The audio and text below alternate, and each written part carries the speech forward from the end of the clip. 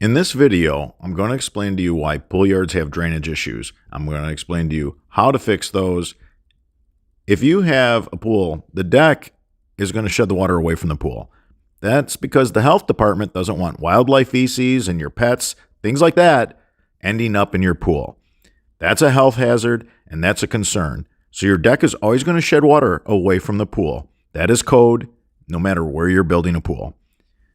Also, you want the grade pitching away from the house so that the water is running away from the house. Where these two surfaces meet, the grade from the house and the pool deck, you're going to have a collection of water. This pool deck is really small, so we didn't need a channel drain. We went ahead and put in a French drain. We did have to pull a paver patio apart. Make sure when you do this, you always lift the pavers and put them aside just like a puzzle, so they'll go back in the same way they came out. We're going to take it and discharge it to a pop-up. And this drops off quite a bit, so we're going to be able to empty out the entire line deep into the backyard, getting all that water away from the pool yard. Now, a really large deck, a much bigger pool deck, would require a channel drain along with a French drain. The reason why I still like to run a French drain, I want to pull all the water out from underneath the concrete so that there's no issues. You want to keep your concrete in good condition, especially in the north. When we freeze up in the winter, if there's water underneath that concrete, the hydraulics, you can't even imagine the force that is put on that concrete deck. This is due to the expansion of water when it freezes. Now, the men are putting pea stone down because we have an artificial turf with a bunch of holes in it. We want the water to be able to run through the artificial turf, through the pea stone, down to the French drain, and evacuate it out into the yard. Now, keep in mind, the highest concentration of rainwater around any home is at the downspouts. More water comes off the roof than you can imagine. Your roof is a non-permeable surface, so you're not going to take in any of the water.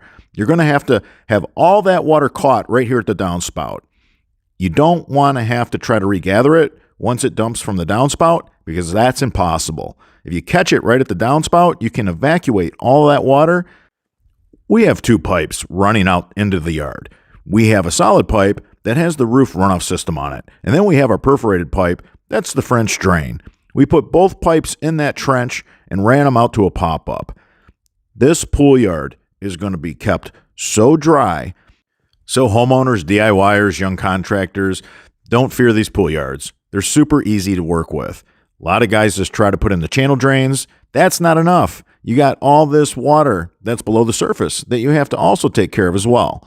It's going to cause a lot of problems to foundations. In the Sunbelt regions, you don't have the freeze-ups, but you still have footings shifting and moving because you have saturated soils. So you want to drain it the same way that we're doing here in the north. Now, this is the after. This was a half-day job. There's some snow on this retaining wall. We work in the north. This is an occupational hazard.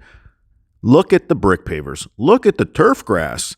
Doesn't even look like we did all that work. This was a half-day job. And this is the same day.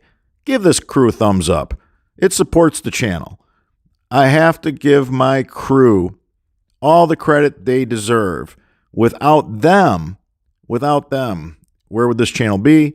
I hope everybody's enjoying the videos that we turn out. I'm your host, Robert Sherwood, and until that next video.